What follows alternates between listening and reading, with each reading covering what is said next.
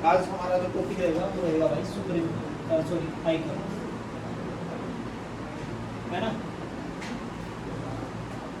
High court, तो heading डालो high court पढ़ेंगे। देखो मैंने एक स्ट्रक्चर बताया था, आप लोगों को याद होगा, मैंने बताया था सबसे ऊपर होता है सुप्रीम कोर्ट, आर्टिकल नंबर 124, है ना। उसके बाद हाई कोर्ट आर्टिकल नंबर 214, बस ये वन बीच में ले जाओ, है ना, है ना, समझ में आ जाएगी बात। तो आज जो हम पढ़ेंगे वो हाई कोर्ट पढ़ेंगे। हाई कोर्ट हेडिंग डाल लेंगे। भारत के अंदर कितने हाई कोर्ट हैं? भारत के अंदर कितने हाई कोर्ट है? हाई कोर्ट की बात करते हैं 25 हाई कोर्ट है भाई भारत के अंदर। आपने कितने बताए? 24। हरियाणा पूरे भारत में कितने हाई कोर्ट की संख्या भाई? 25 हाई कोर्ट है। ये लिख लेंगे भाई फटाफट से। ये एक बार स्ट्रक्चर बना लेंगे। इसके बाद का अभी बनाओ पूरा। हाई कोर्ट के बाद क्या आएगा? डिस्ट्रिक्ट एंड सेशन कोर्ट, फिर उसके बाद क्या आएगा? सिविल कोर्ट, फिर उसके बाद क्या आएगा? फैमिली कोर्ट, फिर उसके बाद क्या आएगा? न्याय पंचायत। ये पढ़ा रखा है, ये एक बार दोबारा से लिख लो फटाफट से।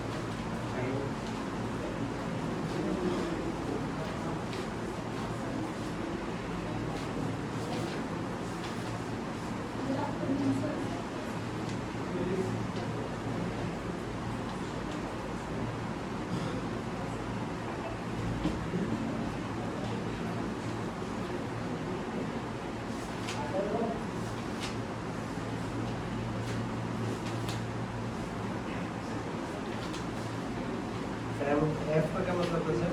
फैमिली कोर्ट फटाफट लिखो फटाफट।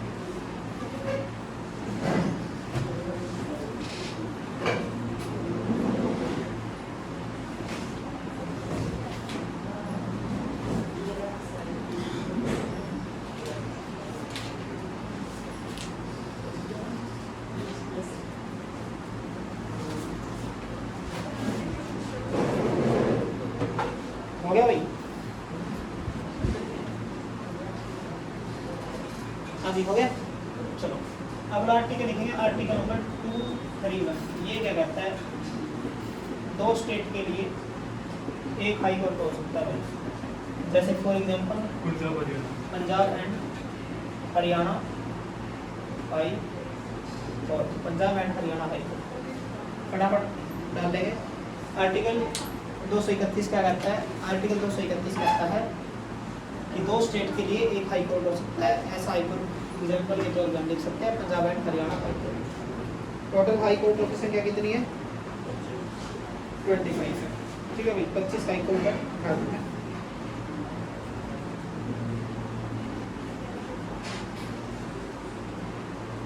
अब बात करते हैं भारत में कितने स्टेट हैं भाई? 28 स्टेट है। और यूनियन टेरिटरी कितनी है? 8। कितनी यूनियन टेरिटरी ऐसी है जिसके अंदर हाई कोर्ट है? चंडीगढ़। बिल्कुल नहीं भाई, दिल्ली। दिल्ली के अंदर हाई कोर्ट है। और अब जम्मू एंड कश्मीर के अंदर भी हाई कोर्ट है। दो ऐसी आपकी यूनियन टेरिटरी है जहाँ पे क्या है? हाई कोर्ट है। किस किस में? दिल्ली में हाई कोर्ट है और जम्मू एंड कश्मीर में हाई कोर्ट है। पंजाब हरियाणा में कहाँ पर पड़ता है? ठीक है, ये लिख दिया आपने।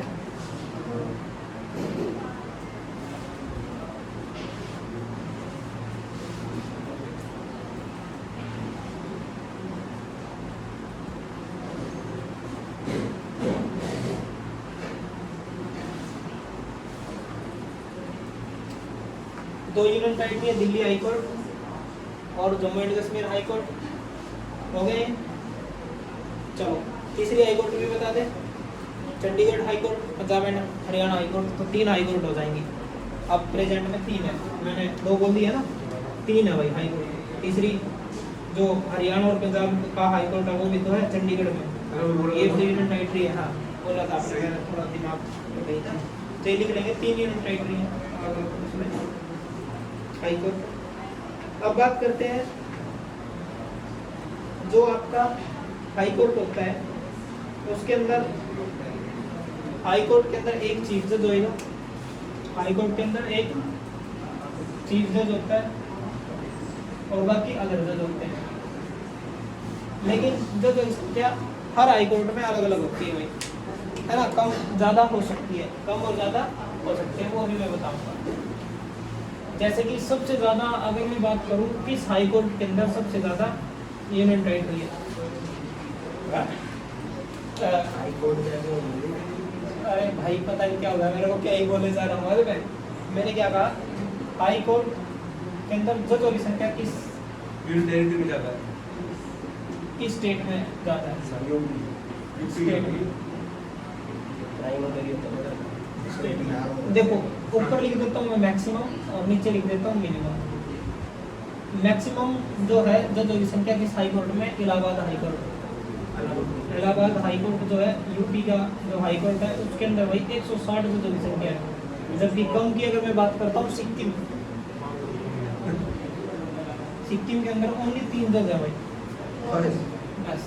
इसलिए अभी जरूरत के हिसाब से जरूरत के हिसाब से जजों की संख्या होती है वो लिख लेंगे। चाय पत्ती में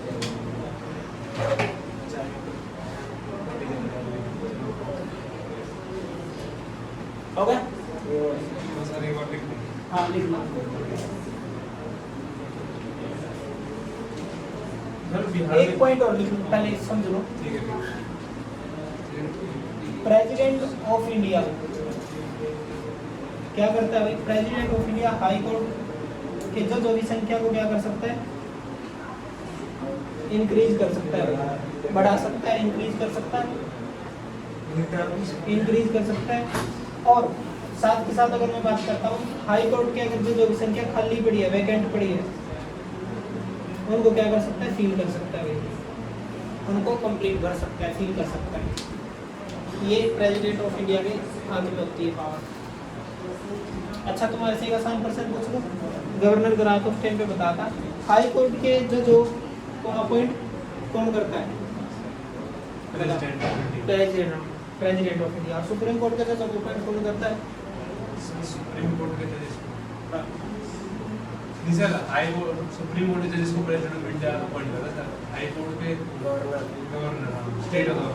बिल्कुल गलत बोल रहे हो, पहले ठीक बोल रहे थे। देखो भाई, चाहे सुप्रीम कोर्ट के जज हो चाहे हाई कोर्ट के जज हो, जब अभी ये बताने को लग रहा हूँ इंक्रीज कर सकता है, वैकेंट पद को कर सकता है, दोनों ही करते हैं। फिर भी आप कह रहे हो नहीं गवर्नर करता है, ऐसे कैसे बोल सकते हो? दोनों को कौन करता है? President of India. बट अब एक बात ध्यान रखना, बट जो खाली पद है ना, जो जज अपॉइंट किए जाएंगे उनको अपॉइंट करने के लिए प्रेसिडेंट ऑफ इंडिया एडवाइस लेता है, किससे? गवर्नर से। एडवाइस बोल सकते हो आप, गवर्नर से लेता है, ठीक है। अब लिख लो ये पॉइंट सारे के सारे कंप्लीट लिख लो। एक बार मैं दोबारा से बता देता हूँ। एक मिनट समझ रखो। हाई कोर्ट के जजों की संख्या हर स्टेट में अलग अलग हो सकती है जरूरत के हिसाब से। जैसे सबसे ज़्यादा मैक्सिमम जजों की संख्या इलाहाबाद हाई कोर्ट के अंदर है 160 जज। उसके बाद स्टेट दूसरे कम में बात करें, मिनिमम में बात करें, सिक्किम के अंदर सिर्फ 3 ही जज है। फिर मैंने बताया president of India high court के जजों की संख्या को इंक्रीज कर सकता है और वैकेंट खाली पदों को भर सकता है। साथ के साथ जो जगह अपॉइंटमेंट करते समय वो एडवाइस किसकी लेता है? गवर्नर। ये पॉइंट लिखना है।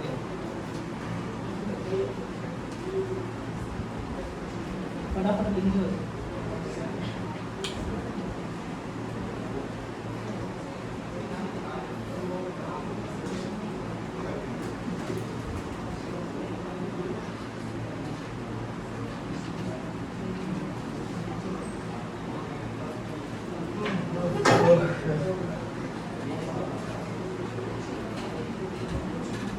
हो गया?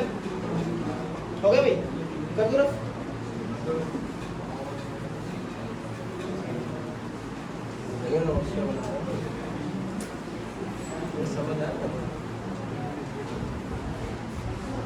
चलो उसके बाद देखिए भाई, president of India, president of India high court के जो जज हैं उनको भाई ट्रांसफर कर सकता है, ट्रांसफर कर सकता है, ट्रांसफर कर सकता है, लेकिन खुद से नहीं कर सकता भाई। इसकी एडवाइस लेकर के, सुप्रीम कोर्ट के चीफ जज की एडवाइस लेकर, chief justice of India chief justice of India से एडवाइस लेता है पहले, तभी क्या कर सकता है, ट्रांसफर कर सकता है गजट को। सर हटा नहीं सकते थे उसको? हटा सकता है कोई? बिल्कुल। सुप्रीम कोर्ट का बताया था ना मैंने कैसे इम्पीचमेंट लगा कर। Impeachment तो हाँ तो बस ऐसे ही हाई कोर्ट में भी ऐसे ही है, अब बताऊंगा हाई कोर्ट में।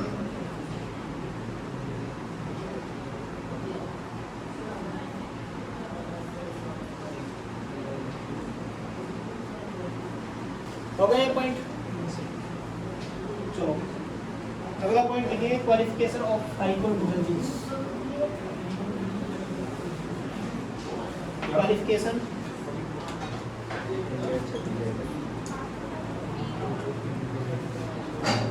क्वालिफिकेशन ऑफ हाई कोर्ट जज। सबसे पहला पॉइंट क्या, Indian citizen. Indian citizen. Very good, ये पॉइंट तो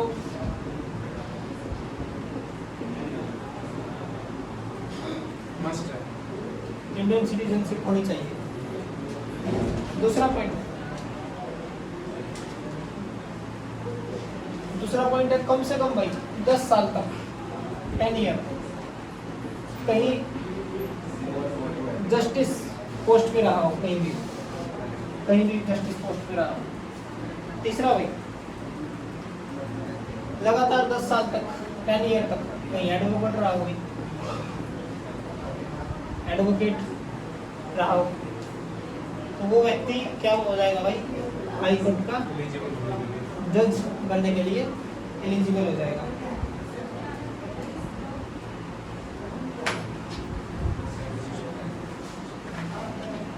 देखो अब मैंने थोड़ी देर पहले क्या बताया था, हाई कोर्ट के जितने भी जज हैं इनकी अपॉइंटमेंट कौन करेगा, प्रेसिडेंट। बट अगर इनको रिजाइन करना है भाई, रिजाइन किसको देंगे ये जज, रिजाइन किसको देंगे, गवर्नर को देंगे। क्यों, बिल्कुल गलत जवाब है, प्रेसिडेंट को देंगे। प्रेसिडेंट बट ओथ की अगर बात आ जाए, गवर्नर दिलाएगा। वो जी गवर्नर दिलाता है बस, है ना, और कुछ काम नहीं गवर्नर। ओथ दिलाएगा कौन भाई, गवर्नर। हाई कोर्ट के जो अभी ओथ कौन दिलाने का काम ये करेगा, आज के लिए हम ये लिख रहे हैं रजिस्ट्रेशन क्या है, आरजी रिजाइन प्रेसिडेंट को देगा, ओथ गवर्नर को, गवर्नर दिलाएगा ओथ। ठीक है, दिलाएगा।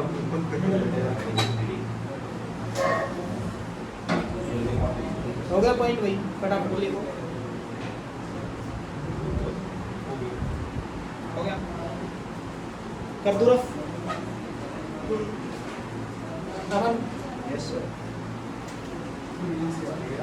मेरे को भी अभी पता नहीं दिन भी ऐसे हैं भाई, और 10 वाले दिन ही ऐसे हैं। रेडी था। हाई कोर्ट के जजों को भाई क्या किया जा सकता है, हटाया जा सकता है इम्पीचमेंट के द्वारा। इम्पीचमेंट के द्वारा क्या किया जा सकता है, हटाया जा सकता है पद से, पोस्ट से। पोस्ट से क्या किया जा सकता है भाई, हटाया जा सकता है। ठीक है, क्या आज तक कोई हटाया गया इम्पीचमेंट द्वारा? इम्पीचमेंट का प्रोसेस तो सबने पता ही है, बार बार बताने की आवश्यकता है नहीं। ठीक है, क्या कोई हाई कोर्ट का ऐसा जज है जिसके खिलाफ क्या लगी हो भाई, इम्पीचमेंट लगी हो? हाँ भाई बता सकते हो, बताओ। नहीं लगी एक बार, लगने वाली एक बार लगी नहीं। वो तो सुप्रीम कोर्ट का जज था, सुप्रीम हाई है, कोर्ट की वो बात तो कर एक रहे ही हैं। लगी है।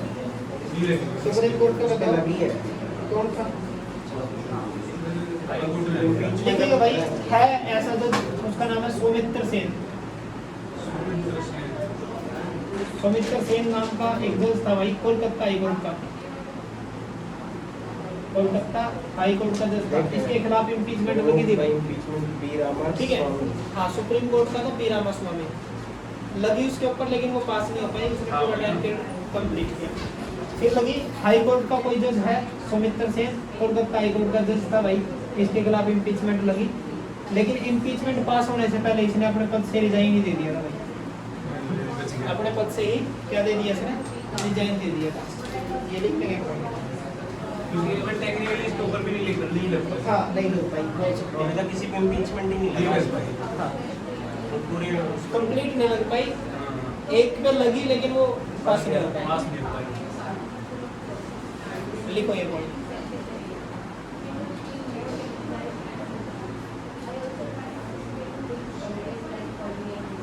हाई कोर्ट का जज बनने के लिए मिनिमम एज बताओ भाई, 25 वही 18 ही है। और मैक्सिमम नहीं पता। मैक्सिमम तो 65 है, और मैक्सिमम 62 है भाई, इसकी 62 है, हाई कोर्ट की 62 है जज की रिटायर्ड होने की, और सुप्रीम कोर्ट की कितनी बताई थी मैंने, 65 65। हाई कोर्ट की कितनी है, 62। मैंने तो यही नहीं जब सुप्रीम और बल्कि पहले तो कितनी होती थी भाई, पहले होती थी 60, की होगी शायद। इससे पहले तो बल्कि 60 होती थी, और ये 60 से 62 कब करी थी, वो भी लिखे कब करी थी। उसके लिए एक अमेंडमेंट किया था 15th क्या लिखा है कॉन्स्टिट्यूशनल अमेंडमेंट एक्ट, क्या है, जज के आगे क्या लिखा है सर? कहाँ पे, फर्स्ट इम्पीचमेंट वाला हाई कोर्ट में नाम क्या है? Impeachment Soumitra Sen, Soumitra Sen Kolkata high court का ये जज था। सौमित्र। हाँ सौमित्र सेन, ठीक है।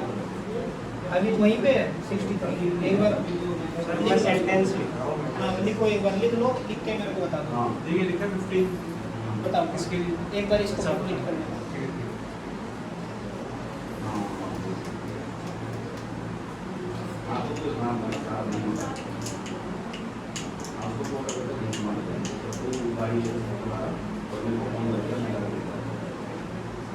ठीक है।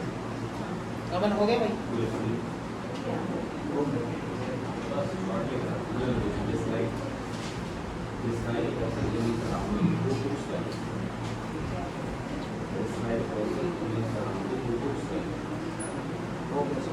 हो गया। अब देखो इधर मैंने कहा मिनिमम एज नहीं होती, मैक्सिमम एज 62 होती है, लेकिन ये पहले 60 होती थी, ठीक है। 60 से 62 करने के लिए एक अमेंडमेंट किया गया था 15th कॉन्स्टिट्यूशनल अमेंडमेंट एक्ट 1963। इसके तहत 60 से बढ़ा करके एज कितनी कर दी, रिटायर्ड की 62 कर दी गई थी, ठीक है। तो अभी 62 में रिटायर्ड हो जाएगा। बट आपको याद रखना है, मैंने बताया था सुप्रीम कोर्ट कराते समय, सुप्रीम कोर्ट का अगर जज रिटायर्ड हो जाए 65 के बाद, तो वो क्या कहीं पे वकालत कर सकता है देश में, किसी कोर्ट में नहीं कर सकता है, प्रॉपर उसकी रिटायर्ड हो जाएगी। बट हाई कोर्ट से अगर वो 62 के बाद अगर रिटायर्ड होता है, मान लो जिस कोर्ट से वो रिटायर्ड हुआ है उस कोर्ट को छोड़ करके, मान लो किससे मैं बात कर लेता हूँ, इधर कोलकाता से ही मान लेते हैं, कोलकाता हाई कोर्ट से मान लो रिटायर्ड हुआ है, ठीक है। आफ्टर रिटायर्ड के बाद इस हाई कोर्ट को छोड़ के बाकी भारत के किसी भी कोर्ट में वो वकालत भी कर सकता है और जज के तौर पे भी जा सकता है, क्योंकि 3 साल अभी भी बचे हुए हैं। बच रहे उसको। सुप्रीम कोर्ट में जज के तौर पे भी जा सकता है, या चीफ जस्टिस ऑफ इंडिया भी बन सकता है जैसे 3 साल के लिए, ठीक है। समझ में आ गई वही कहानी? हाँ जी प्रीत, चलो लिख लो इसको, नोट डाउन कर लो पॉइंट। उसमें मैंने क्या बताया था, सुप्रीम कोर्ट से रिटायर्ड होने के बाद कोई कहीं भी वकालत नहीं कर सकता हाई व्यक्ति। कोर्ट होना कर सकता है किसी भी, बट हैं हाई कोर्ट तो नहीं जा सकता किसी और हाई कोर्ट में। नहीं सिर्फ उसी हाई कोर्ट वकालत तो कर ही सकता है, जज भी तो कर ही सकता है। वो रूरल मिल हाँ। जाए। जज भी तो कर सकता है, आप भी तो हाँ जज और बस सुप्रीम कोर्ट में ऐसा होता है। सुप्रीम कोर्ट में जा सकता है ना जज के तौर पे, हाई कोर्ट से जज के तौर पे सुप्रीम कोर्ट में जा सकता है।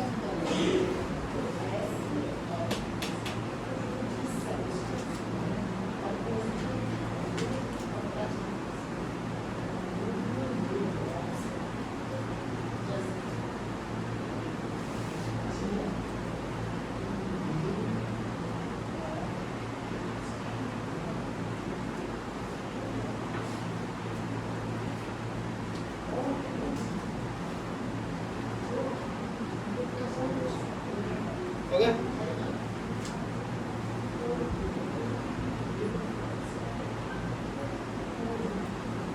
सैलरी लिखेंगे, हाई कोर्ट के चीफ जज की सैलरी कितनी होती है, 2,50,000 वो 2.5 लाख लिखेंगे, 2,50,000। 280 और जबकि अदर जज की 2,25,000। कितने देर का ऑफिसर गवर्नमेंट हाई कोर्ट के चीफ जज की 2,50,000, जबकि अदर जज की 2,25,000। हमारे प्रोफेसर्स की हाई कोर्ट के चीफ जज की सैलरी होती है 250, जबकि अदर जज की होती है 225।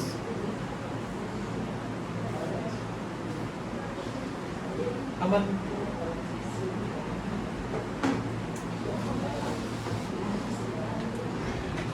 अब एक आर्टिकल लिखेंगे, आर्टिकल नंबर 215। इसको रफ कर दूं ना। देखो मैंने कोर्ट ऑफ फ्री कोर्ट बताया था, आर्टिकल 129 सुप्रीम कोर्ट में बताया था, यानी कि सुप्रीम कोर्ट का नहीं, वो अलग है आर्टिकल। आर्टिकल 129 क्या है? कोर्ट ऑफ फ्री कोर्ट, यानी कि इसका मतलब ये है सुप्रीम कोर्ट के डिसीजन पर कोई क्वेश्चन मार्क नहीं लगा सकता। सुप्रीम कोर्ट का ही डिसीजन क्या होता है? Last decision. लेकिन अब मैं इसमें 215 बता रहा हूँ, आर्टिकल नंबर 215 भी कोर्ट ऑफ फ्री कोर्ट है, हाई कोर्ट का। बट इसके खिलाफ क्या किया जा सकता है? अपील किया जा सकता है। किसमें? Supreme court. ये पॉइंट लिख लेंगे इसमें भाई। बट इसके खिलाफ क्या किया जा सकता है? अपील किया जा सकता है सुप्रीम कोर्ट।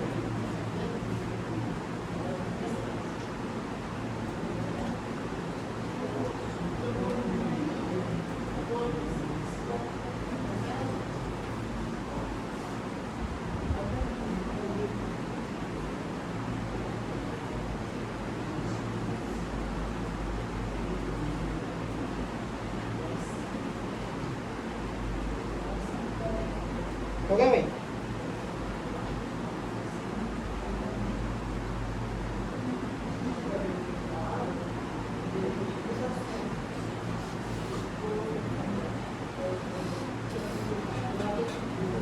चलो भाई, सबसे पहले लिखेंगे अगला पॉइंट, ओरिजिनल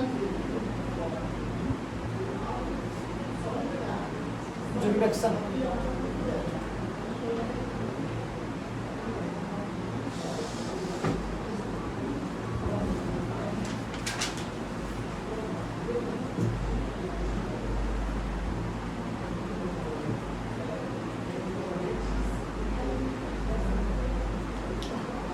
हो गया?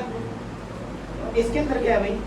इसके अंदर है ना आपका एक आर्टिकल आएगा, याद हो तो आपको, आर्टिकल 226। अगर याद हो तो मेरे को बता दो भाई, क्या आर्टिकल 226? फंडामेंटल राइट करवाते समय मैंने आर्टिकल 32 पढ़ाया था, और आर्टिकल 32 के साथ साथ ये 226 भी कराया था। इसमें 5 प्रकार की रीट बनती है भाई, 5 टाइप की सर आपने 32 नहीं पढ़ाया था? रीट। हाँ 32 32 वो सुप्रीम कोर्ट का है ना, ये हाई कोर्ट का है, ये हाई कोर्ट का है। वही 5 की 5 रीट मैंने आपको बताई रखी है, क्या है क्या नहीं है, वो अब दोबारा रिपीट करने की आवश्यकता नहीं है उनको, ठीक है। सुप्रीम कोर्ट का आर्टिकल 32, हाई कोर्ट का 226। 5 रीट होगी। रीट के नाम बता सकता है कोई मेरे को? सुप्रीम कोर्ट का पता है, हैबेस कॉर्पस, अब जुरिसडिक्शन। वही है फिर 5 सेम। हाँ जुरिसडिक्शन, हैबेस कॉर्पस, मैंडेमस और प्रोहिबिशन प्रोहिबिशन और क्यू वारंट। वारंट। ठीक है, ये 5 तरीके की रीट लगेगी भाई, ठीक है।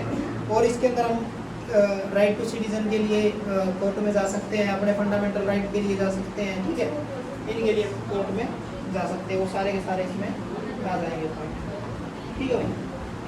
अगला पॉइंट लिखेंगे अपीली जुरिडिक्शन। सर 226 मतलब सेम ही है। हाँ अपीली सेम कैसे है? मैं तुम्हारा भाई साहब, सुनते नहीं हो तुम पहले मेरी बात। सेम कैसे हो गया? मैंने क्या कहा था? सुप्रीम कोर्ट में अगर आपको जाना है सीधा डायरेक्ट, तो आर्टिकल 32 का यूज करेंगे, जिसको डॉक्टर बी आर अम्बेडकर ने कहा था ये संविधान की आत्मा है, सोल ऑफ कॉन्स्टिट्यूशन, ठीक है। 32 का यूज करके जाएंगे। लेकिन आप चाहते हो कि क्यों सुप्रीम कोर्ट का टाइम बर्बाद किया ना, हम हाई कोर्ट में जाना चाहते हैं, तो हाई कोर्ट में आप आर्टिकल 226 का यूज कर करके जा सकते हो। रेट सेम रहेगी बस, मैं रेट की तो बोल रहा था। रेट सेम रहेगी 5। वो 5 की 5 रीट, ये इसके पास पावर है 5 की 5 रीट लगाने की, इसके पास पावर है, ठीक है सिर्फ हाई कोर्ट और सुप्रीम कोर्ट के पास ही। कर दो ना, लिखना है सर। हाँ लिखना चाहो तो लिख लो। फंडामेंटल राइट करवाते समय भी मैंने बताया था ये, तुम पढ़ते नहीं हो, वीडियोज ये डलती है तो इन वीडियोज को देखा करो, वीडियो को देखा भी करो, शेयर भी कर दिया करो, लाइक भी कर दिया करो, साथ के साथ। अपील वाले में क्या होता है, अपील करेंगे, है ना। देख अपील वाले में बता देता हूँ किस किस मामले में, क्रिमिनल मैटर और सिविल मैटर। क्रिमिनल मैटर की क्या मैंने डेफिनेशन बताई थी, ऐसे मामले जिनके अंदर समझौता नहीं किया जा सकता, ठीक है, जैसे कि रेप केस हो गया, मर्डर केस हो गया, वैसे केस। और सिविल मैटर कैसे, जिनके अंदर क्या हो सकता है, समझौता किया जा सकता है, सेटलमेंट हो सकती है, ठीक है। तो जैसे कि इसमें एग्जांपल क्या आ जाएगा भाई, दहेज का केस आ जाएगा, जमीन के केस आ जाएंगे, वैसे और सारी चीजें आ जाएंगी, तो वो सारे सिविल मैटर में आ जाएंगे, ठीक है। पैसे से रिलेटेड मामला है वो सिविल मैटर में काम हो जाएगा।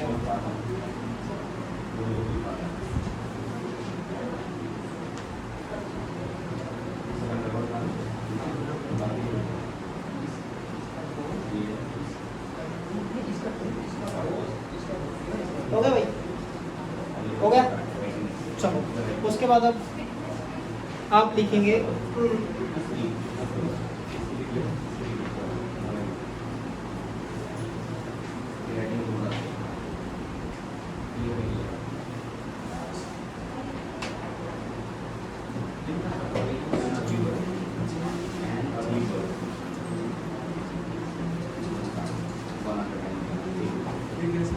ये क्या होता है, एडोप्ट क्या होता है,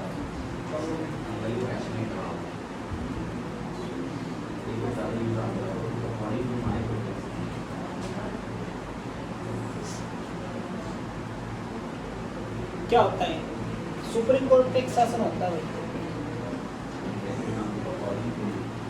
सुप्रीम कोर्ट का क्या होता है, शासन होता है। और इस शासन के लिए मान लो जो की संख्या कम पड़ जाएगी, किस चीज के लिए, कोरम के लिए। कोरम के लिए क्या पड़ जाए, जो की संख्या कम पड़ जाए, तो फिर उनको पूरा किया जाता है। तो हाई कोर्ट से जज बुलाए जाते हैं, या फिर जो रिटायर्ड जज है उनको बुलाया जाता है, उसको बोलते हैं एडोप्ट जज। लिख लो फटाफट लिखो।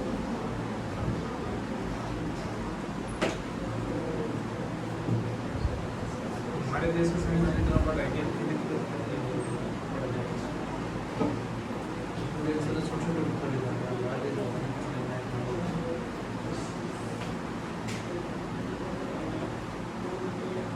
सारी चीजें तो सिर्फ वर्दी को फॉलो करनी चाहिए। हो गया भैया भाई। अच्छा मैंने क्या कहा, एक बार और ध्यान से सुन लो। सुप्रीम कोर्ट का कोई सेशन है, जो की संख्या कम पड़ जाए, बढ़ रही है तो या तो हाई कोर्ट के जज बुलाएंगे, रिटायर्ड यही बोला मैंने, या फिर रिटायर्ड जज बुलाएंगे। लेकिन किसकी परमिशन लेंगे, किसकी परमिशन लेंगे भाई, प्रेसिडेंट ऑफ इंडिया, ठीक है। और कौन कौन लेगा permission, chief justice of India, supreme court का, ठीक है, क्योंकि सुप्रीम कोर्ट का सेशन है। ये पॉइंट भी लिख लेंगे। लिख दे भाई। अब लिखेंगे सुप्रीम कोर्ट की कोई भी मीटिंग है, उसके लिए कितने जजों की संख्या कम से कम होनी चाहिए। सुप्रीम कोर्ट की कोई मीटिंग मिनिमम कितने, मिनिमम 3 भाई, 3 जज होने चाहिए, मिनिमम 3 जज। लिख लो ये बात भी। कोई अपील मामला, उसमें भी कोई अपील वाला मामला है, उसमें भी कितने कम से कम जज होने चाहिए, मिनिमम जज बताओ, उसमें भी 3 जज होने चाहिए। ये पॉइंट भी लिख लो, फटाफट लिखो भाई।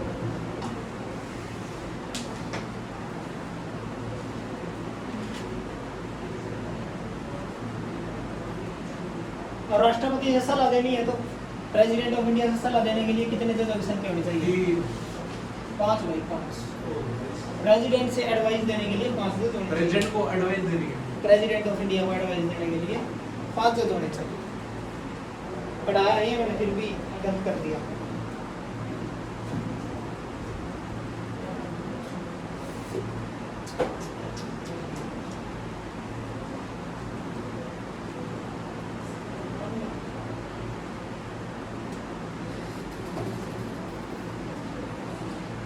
हो गया।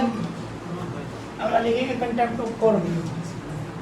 कंटेंट ऑफ कोर्ट तो पता है, तो क्या होता है? अड़ जाए किसी कोर्ट जज से, है सर जैसे तमीज से ना बात करना कोर्ट में, हाँ, उसमें कंटेंट लग सकते हैं, या किसी उसने लगा दिया, किसी मतलब मतलब पेशी करने आए थे और उसी को मार पीट दिया था। देखो इसमें लिखेंगे आर्टिकल नंबर 129 बारी होगी सर, देख लो और कर लो। आर्टिकल नंबर 129 और आर्टिकल नंबर 215, ये मैंने बता दिए दोनों आर्टिकल। कोर्ट ऑफ रिकॉर्ड आपका दोनों में, एक में 129 में सुप्रीम कोर्ट और एक 215 में हाई कोर्ट आपका है।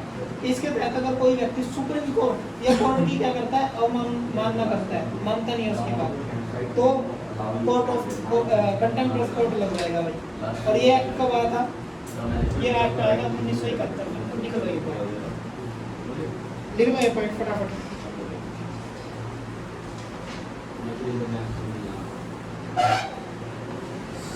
अगर कोई ऐसा करता है इस केस में 6 मंथ की जेल हो सकती है भाई, और शायद 2000 रुपये तक का जुर्माना।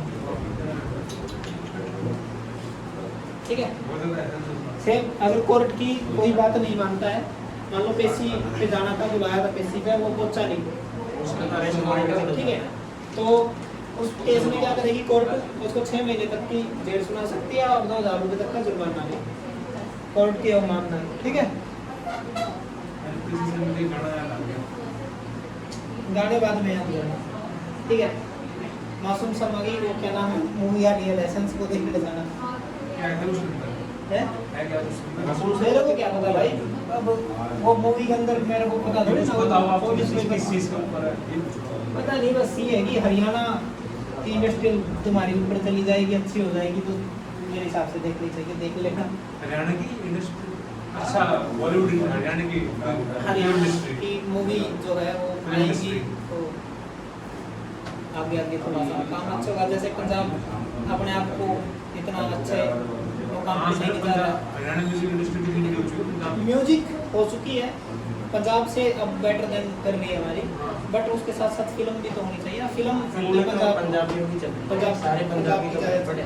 ठीक है, चलो आगे बढ़ते हैं। अगला लिखेंगे मानहानि शब्द सुना है? क्या? मानहानि, वो मानहानि का केस कुछ नहीं। मानहानि इसको इंग्लिश में क्या बोलेंगे? डिफामेशन।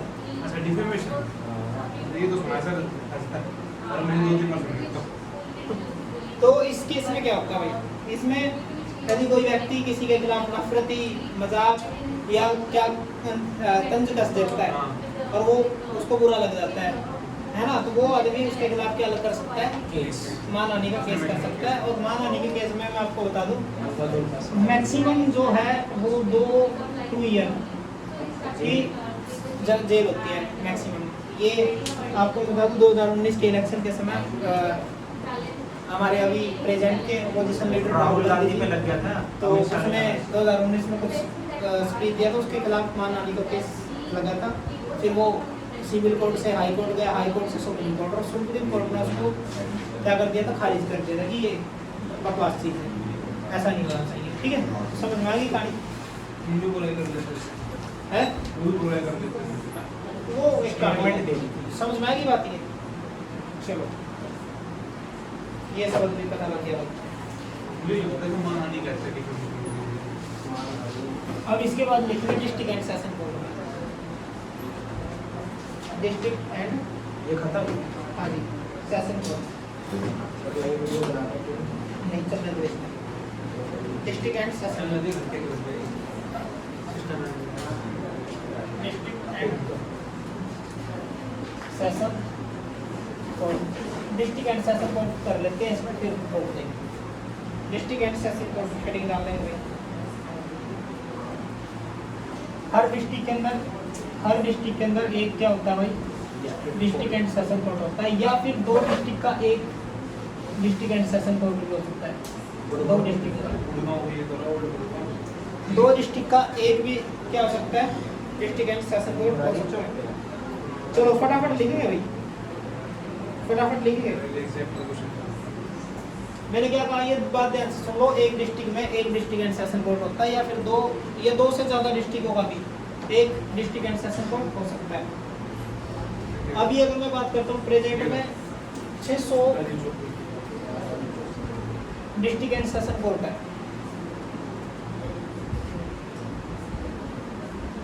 इंक्रीज ना हो गए, 600 मैंने पढ़े थे, एक बार देख लेना कि 600 से ज़्यादा नहीं हो गए। 600 डिस्ट्रिक्ट एंड सेशन कोर्ट है पूरे इंडिया पूरे इंडिया। ठीक है, अब बात करते हैं भाई अच्छा तो डिस्ट्रिक्ट का है। जो डिस्ट्रिक्ट एंड सेशन कोर्ट का हेड होता है उसको क्या बोलते हैं, वो लिखेंगे डिस्ट्रिक्ट एंड सेशन जज बोलते हैं उसको, district and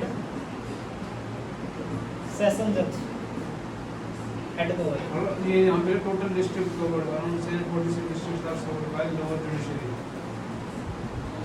total district and session कितनी है? 746। 746। ये सर इसमें लिखा है as of 24-26 there are approximately 688 to 746 district courts in India। Google को ही पता नहीं है। तो छोड़ दो, ये बात छोड़ दो, बाद में बता दूंगा, छोड़ दो इस बात को। गूगल बोले जाएगा ये लिख लो, ये लिख लो, डिस्ट्रिक्ट एंड सेशन जज होता है भाई डिस्ट्रिक्ट एंड सेशन कोर्ट का हेड, ठीक है। क्या बोला आपने?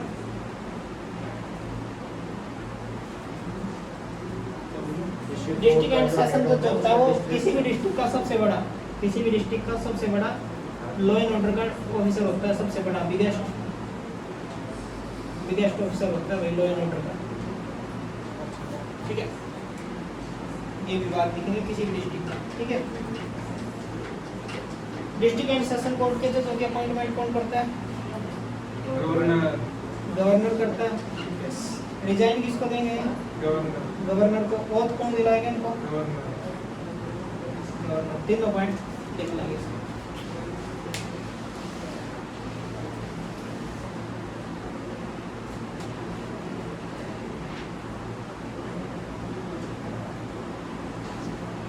हो गया?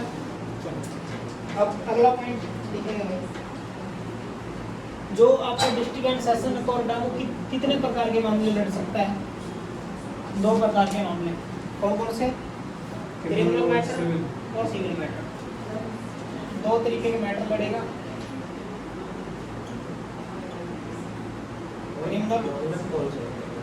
Criminal matter, civil matter. Criminal matter और सिविल मैटर। कोई और सा मैटर नहीं होता। ठीक है ना। क्रिमिनल मैटर का जो जज होता है उसको बोलते हैं